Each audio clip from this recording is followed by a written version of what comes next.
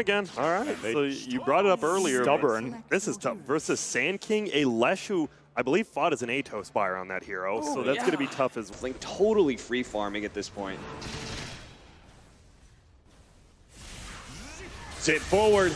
X-Nova trying to get the stun out is going to be able to help out, but Fada actually dealing so much damage here. He went back in. To get the kill. They actually do. The Storm Spirit ends up falling here. The Inkswell does manage to get the damage onto Chalice right now. Peter trying to get out, realizing that all these heroes are high enough HP, can't actually kill any of them, and with that minus armor from the Wave of Terror, Chalice just does so much damage with every swing.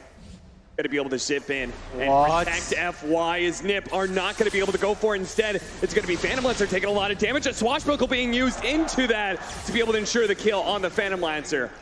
And he's got enough mana to get out to, he's popping all of his bottle charges. Looks like he should be just fine. In fact, he goes back into Saksa. Fada trying to pressure the stun right now. And Chalice is going to come in too, but maybe he's got to get out of here, getting way too low to take this engagement. Still, the save onto the Pango. I think he bottled him once. That's how he had mana, where he had enough charges. Oh, really nice. Helmet Dominator creep is going to be able to get the net onto this Furion, and Ace will find X-Nova. Very well done. Saksa with the beauty of a move, finding the troll creep.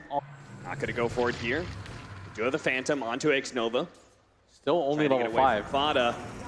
Rolling Thunder's going to come out, though, and oh no, this could be bad, as they are going to throw out the Black Hole to be able to stop that Rolling Thunder. That's going to be able to fight by Fada sometime, but the Storm Spirit zips in to be able to finish him off. Now, in the back line, Saksa is also going to be dying, and maybe still has so much mana to be able to work with. He's going to go for Ace here. He's being greedy. He wants to be able to kill the core, and he might be rewarded for that greed. Ace goes down. That's exactly what they wanted out of that. 3 dead on the side of NiP. And they used the Black Hole to be able to just stop that, but... Sprout. 33. Ame turns into the Sand King himself to be able to catch 33. Finally, they root him out of this lane, who's been defending so staunchly, but it seems like that tier 1 tower will find though a while ago. Feels like LGD keep getting it first, but this time around, NiP at least going to get the return, but they do have to get the silence with that Burrow Strike out from the Sand King. Now the Soulbind as well, locking in the two of them. The Storm Spirit is going to be stuck.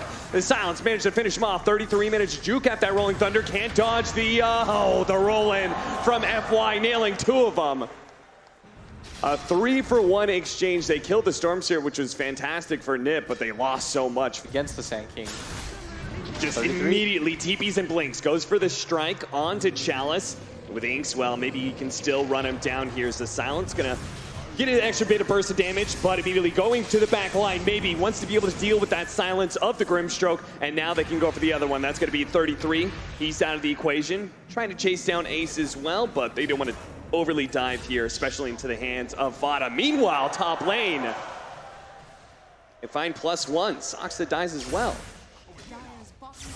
And this is most likely... Well, because they feel invincible, they might as well take some objectives.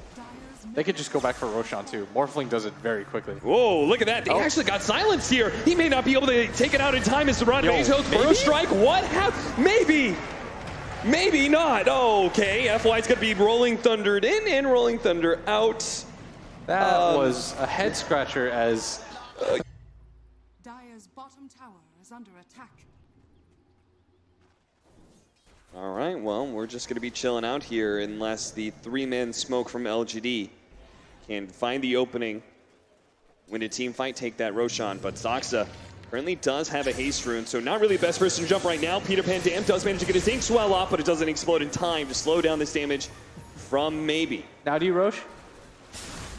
Well, if the Furion's out of position, he TPs in very aggressively. He does have a pipe, though. Look at him. He's so tanky. They're going to get the Rod of Atos. A little bit more follow-up, but Fada needs to be able to Yule Scepter himself, so instead they're going to go for Saksa here. The Rolling Thunder on in. Saksa is very low, trying to finish him off. Maybe he is able to do so. Bouncing back and forth. FY is going to help ensure that they get the Sand King as well as that Leshrac. And it's only Ace who's able to get behind the line here to survive. Available to NiP. All those neutrals Look have at to this be fed into positioning. Ace. Great positioning. They're still going to be able to get the blink forward here. The swap back is going to be able to buy FY some time. Almost long enough to be able to get off the Rolling Thunder. Sox is already dead. With the BKB activated, he's now going to go for the next skill. That's going to be the other support in Peter Pan Dam. Ace activating his BKB is going to try and chase down Chalice, but we talked about how tanky he is, and all he has to do is teleport away, so he's going to be fine. Mass buybacks coming out as now FY starts rolling through all these heroes of NiP as they try and retreat back to the base. They have bought back and had to retreat away from LGD. That is a bad sign for your team fights to come. And they're going to reset, immediately go for the smoke, try to get somebody out of this as the lead builds up to 30K. One of the bigger leads that we've seen in this tournament. They do manage to catch Chalice for the time being. He gets the Hex off. The rest of his team shouldn't abandon him. He's so tanky. Swell, look at Ame. Turns into a Sand King himself, daring NiP to try and get aggressive. Nice juke there from 33. Doesn't get hit by the swashbuckles, so he is able to blink away. But now the jump in. Oh, there's the shotgun. That is Peter Pan Dam dead. And looks like they found +1. They're going to be able to get the Sand King as well, as FY and Chalice were able to root him out. See right there is the NP. This is why he decided to go for this build. And this is without the Enigma.